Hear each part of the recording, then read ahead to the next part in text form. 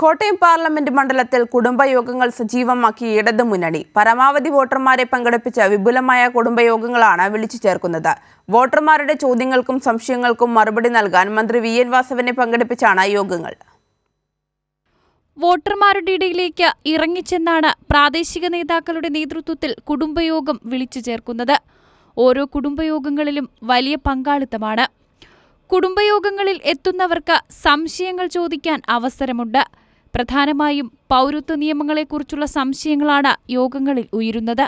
പിന്നെ CAA വിഷയത്തിൽ നമ്മുടെ പാർട്ടിയുടെ നിലപാട്, ഇടതുപക്ഷത്തിൻ്റെ പൊതുവായ നിലപാട്, മുഖ്യമന്ത്രി ആവർത്തിച്ച് CAA നടപ്പാക്കില്ല, കേരളത്തിൽ നടപ്പാക്കില്ല എന്ന് പറയുമ്പോഴും ഇന്ത്യ രാജ്യത്തൊരു നിയമം വന്നാൽ, ഒരു നിയമം പാസ്സാക്കിയാൽ അത് എങ്ങനെ നമ്മുടെ ഒരു സംസ്ഥാനം മാത്രമായി അതിൽ നിന്ന് പുറകോട്ട് പോകും, നമുക്ക് എങ്ങനെ നടപ്പാക്കാതിരിക്കാൻ കഴിയും എന്നൊരു ചോദ്യമാണ് അവരുന്നയിക്കുന്നത്.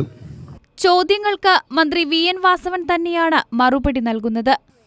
ഇങ്ങനെ ചാതുർവർണ്ണത്തിൽ അധിഷ്ഠിതമായ ഒരു സാമൂഹ്യ സാമ്പത്തിക ക്രമമാണ് RSS വിഭാവനം ചെയ്യുന്ന ഹിന്ദുത്വ രാഷ്ട്രത്തിലുള്ളത്.